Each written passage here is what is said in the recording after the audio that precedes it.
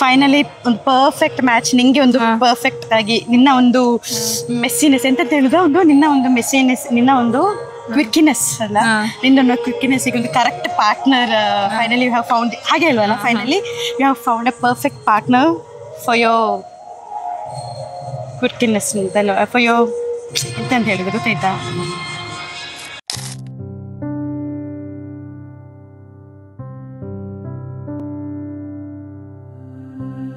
So Pinki, ನೀ ನನ್ನ life ಇದ್ದು ಚೈಲ್ಡ್ಹುಡ್ಡಿಂದ ಈ ಸ್ಟೇಜ್ ತನಕ ಒಂದು ಪರ್ಫೆಕ್ಟ್ ಫ್ರೆಂಡ್ ಆಗಿದ್ದಿ.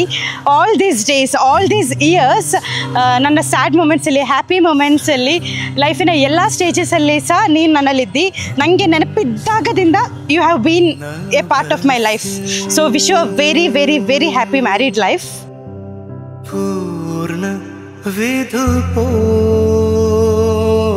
ಪಿಂಕಿ, ನೀನು ನಂದು ಕಸಿನ್ ಕೂಡ ಹೌದು, ಲಕ್ಕಿಲಿ ನಾವು ಕ್ಲಾಸ್ಮೇಟ್ಸ್ ಕೂಡ.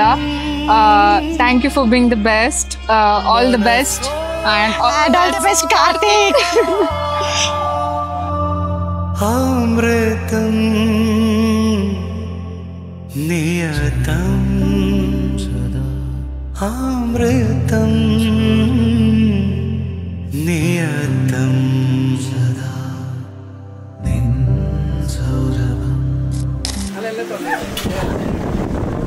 ನದಿಯೇ ಓ ನದಿಯೇ, ನಿನಗಾಗಿ ನಾ ಕಾಯುವೆ